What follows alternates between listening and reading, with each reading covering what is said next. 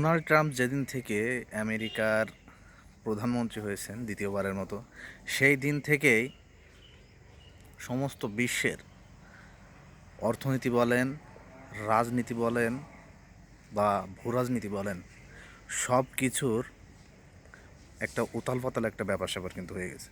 সব জায়গায় একটা জগা খিচুড়ি মার্কা একটা ব্যাপার-স্যাপার কিন্তু হয়ে গেছে।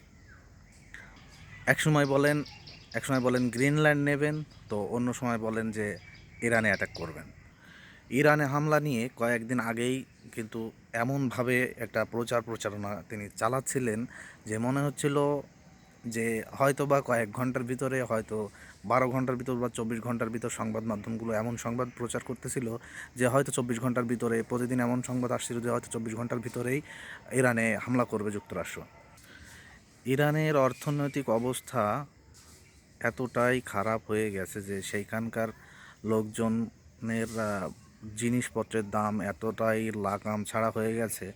সেইখানকার লোকজন কিন্তু প্রথমত আহ, এই যে দ্রব্যমূল্যের ঊর্ধ্বগতি, এই জন্য কিন্তু মাঠে নামে, আন্দোলন করে, এবং সেই আন্দোলনটা পরবর্তীতে আহ, সরকার পতনের আন্দোলনে যুক্ত হয়, যে সরকার পতনের আন্দোলন হবে। তখন ডোনাল্ড ট্রাম্প বললেন যে যদি আন্দোলনকারীদের উপরে একটা গুলিও চলে তাহলে আমেরিকা কঠোর ব্যবস্থা নেবে, প্রয়োজনে তারা মিসাইল দিয়ে অ্যাটাক করবে ইরানের উপর। ডোনাল্ড ট্রাম্প তার নিজস্ব যে সামাজিক যোগাযোগ মাধ্যম ট্রুথ সোশ্যাল, সেখানে কিন্তু একের পর এক তিনি বার্তা দিতে থাকেন, এবং সেইখানে তিনি এমনভাবে বার্তাগুলো দিচ্ছিলেন মনে হচ্ছিল হয়তো বা এখনই অ্যাটাক করে দেবে ইরানের উপর যুক্তরাষ্ট্র। তো তার কথা শুনে কিন্তু সমস্ত ইরানি, না, যারা আন্দোলন করছিল, তারা কিন্তু সব ট্রাম্পের কথা মতো বা তার একটা নির্দেশনা মতোই হচ্ছে বা যাই বলেন না কেন, তার যে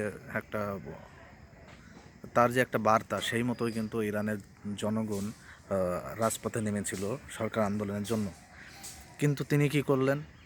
তিনি কিন্তু একসময় বলতেছেন যে হ্যাঁ, আমি আম,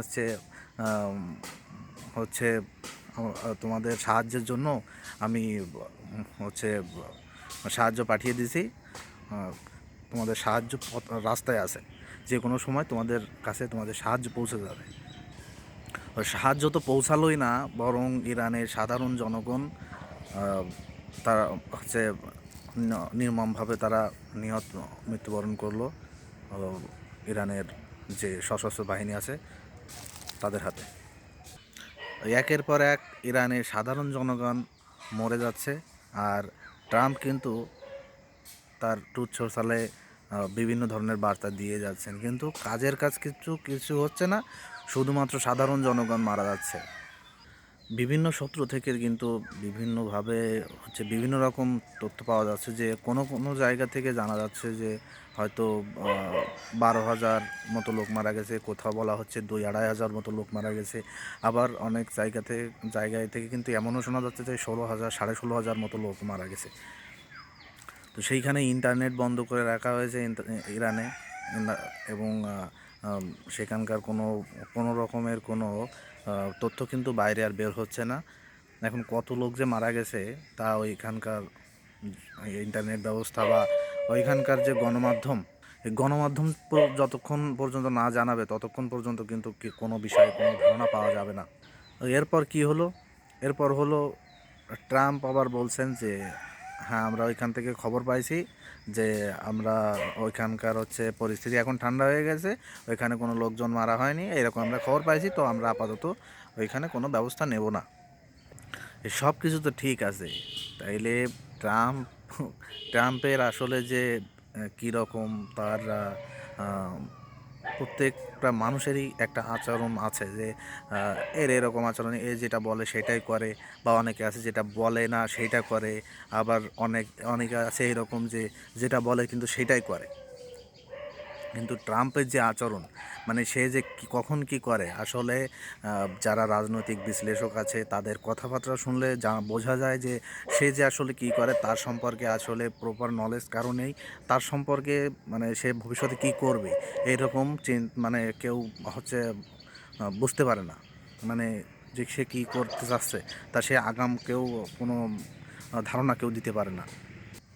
এখন শেষ খবর অনুযায়ী যা দেখলাম যে এখন এখন হচ্ছে গণমাধ্যমের খবর অনুযায়ী যা দেখলাম যে ইরানের অবস্থা এখন হচ্ছে স্বাভাবিক অবস্থার দিকে ফিরতেছে এবং জনগণ স্বাভাবিক জীবনযাত্রার দিকে ফিরতেছে, কিন্তু লোক কিন্তু প্রচুর লোক মারা গেছে। এখন সরকারি একটা গণমাধ্যম আজকে নিউজ করেছে যে ওইখানে 3,100 কত এরকম যেন দেখলাম, 3,200 মতো লোক মারা গিয়েছে। কিন্তু সরকারি গণমাধ্যম কিন্তু আসলে কখনোই কিন্তু সঠিক খবর কিন্তু তারা দেয় না। তারা যদি 3,200 বলে তাহলে বহুত সংখ্যক কিন্তু লোক সেখানে মারা গেছে। এখন কথা হচ্ছে ট্রাম্প কিন্তু কোনো প্রকারের কোনো তাদের সাহায্য বা সহযোগিতা করলো না। অন্যদিকে মার্কিন যে রণতরী পাঠানো হয়েছিল ইরানের অভিমুখে, ইরানের দিকে যে রণতরী পাঠানো হয়েছিল আব্রাহাম লিঙ্কন, তো আব্রাহাম লিঙ্কন কিন্তু ওই যেদিন পাঠানো হয়েছিল সেদিন খবর অনুযায়ী যে 7 দিন পর্যন্ত লাগবে, এখনও কিন্তু 7 দিন কমপ্লিট হয়নি। তো এখন দেখা যাক যে আসলেও যে ওইখানে যুদ্ধ লাগার সম্ভাবনা আছে কি নেই। হয়তো যুদ্ধ লাগতেও পারে, কারণ দেখেন একদিকে হচ্ছে এইদিকে যুক্তরাষ্ট্র তার বিমানবাহী রণতরী আব্রাহাম লিঙ্কন পাঠাচ্ছে ইরানের দিকে, অন্যদিকে আবার রাশিয়া কিন্তু তাদের যে হচ্ছে যুদ্ধ বিমান বা হচ্ছে বিভিন্ন ধরনের ক্ষেপণাস্ত্র সেইগুলো আবার ইরানে পাঠানো হয়েছে এমন দাবি করছে বেশ কিছু গণমাধ্যম। তলে তলে যদি কিছু না হতো তাহলে কিন্তু আমেরিকা তাদের যে বিমানবাহী রণতরী আব্রাহাম লিঙ্কনকে এই যে মিলিয়ন মিলিয়ন ডলার খরচ করে তারা ইরানের দিকে পাঠাতো না। আবার রাশিয়ার কথা চিন্তা করেন, তারা কিন্তু তাদের বিমান বা অন্যান্য যে হচ্ছে মিসাইল টিসাইল এইগুলা কিন্তু ইরানে হচ্ছে মজুত করতেছে এবং সেখান থেকে একটা মানে বিপরীত একটা হামলার প্রস্তুতি কিন্তু তারা নিচ্ছে। তো এইখানে ভিতরে ভিতরে কিছু না কিছু তো নিশ্চয়ই একটা চলতেছে। এটা আসলে প্রকাশ্যে কিন্তু অত সহজে আসে না। এটা হচ্ছে যে ইন্টেলিজেন্স এজেন্সিগুলো আছে বা হচ্ছে গোয়েন্দা সংস্থাগুলো আছে, ওদের কাছেই কিন্তু এই খবরগুলো থাকে। এইগুলা কখন ব্লাস্ট হবে জানেন? যখন দেখেন যে হচ্ছে যুদ্ধ লেগে গেছে বা হচ্ছে এরকম যখন পরিস্থিতি সৃষ্টি হবে তখন ছাড়া কিন্তু এইসব খবরগুলো কিন্তু লিক হবে না। দেখা যাক কি হয়, বাকিটা সময় বলে দেবে কখন কি হবে। সকলকে অনেক অনেক ধন্যবাদ ভিডিওটা দেখার জন্য। যদি ভিডিও ভালো লাগে অবশ্যই লাইক করবেন এবং আপনার যে মতামত অবশ্যই কমেন্টে জানাবেন এবং চ্যানেলটি সাবস্ক্রাইব করবেন।